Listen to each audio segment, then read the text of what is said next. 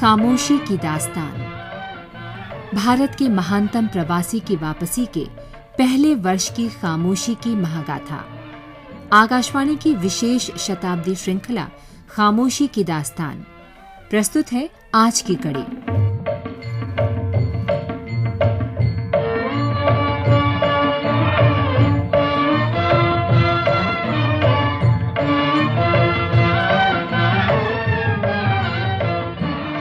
सत्याग्रह आश्रम स्थापित हो गया था, पर यह पहला और शायद सबसे आसान कदम था।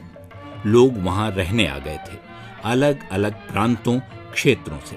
सब में देश प्रेम का भाव साझा था, लेकिन भिन्नताएं कम नहीं थीं। गांधी को मालूम था कि व्यवस्थित रूप से आश्रम चलाने के लिए लिखित नियमों और उन नियमों का कड़ाई से पालन करने की जरूरत होगी। गांधी ने 20 मई से पहले ही नियमावली का मसविदा तैयार कर लिया था। मित्रों की राय जानने के लिए उसे भेजा जा रहा था, इस हिदायत के साथ कि उसका प्रकाशन न हो। निश्चित रूप से यह आलोचना के डर से नहीं था। गांधी को अनुमान था कि सबकी राय जानने के बाद नियमावली में संशोधन करना पड़ सकता है। ये स्पष्ट करते हुए कि कोचरब में वर्णाश्रम व्यवस्था लागू नहीं होगी, आश्रमवासियों को 3 वर्गों में बांटा गया: नियंत्रक, प्रशिक्षु और छात्र। छात्रों के प्रशिक्षु और प्रशिक्षुओं के नियंत्रक बनने के नियम तय थे।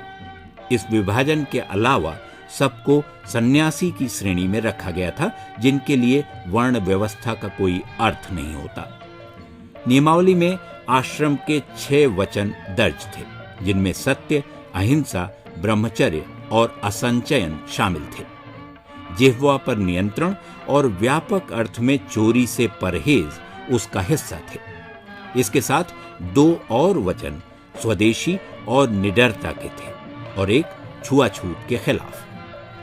नियमावली में मातृभाषा के इस्तेमाल पर जोर देते हुए कहा गया था कि हर आश्रमवासी को अनिवार्यतः संस्कृत भाषा सीखनी होगी, जो सभी भारतीय भाषाओं की कुंजी है। छात्रों के लिए मातृभाषा सबसे ऊपर रखी गई और अंग्रेजी को दूसरी भाषा का दर्जा दिया गया। कहा गया कि सबको उर्दू, बंगला, तमिल, तेलुगु, देवनागरी और गुजराती लिपियां सिखाई जाएंगी। रोजमर्रा व्यवहार के नियम भी कम कड़े नहीं थे। नियम था, सुबह उठने की पहली घंटी 4 बजे बजेगी।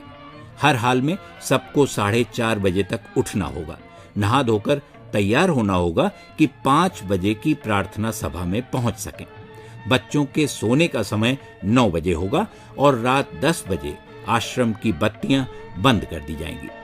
नियमों का उल्लंघन बीमारी को छोड़कर किसी अन्य स्थिति में स्वीकार्य नहीं होगा।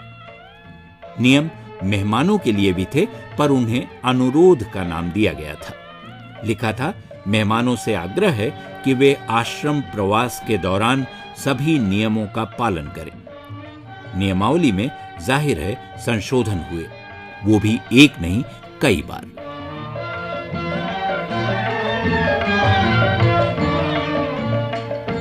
खामोशी की दास्तान भारत के महानतम प्रवासी की वापसी के पहले वर्ष की खामोशी की महागाथा।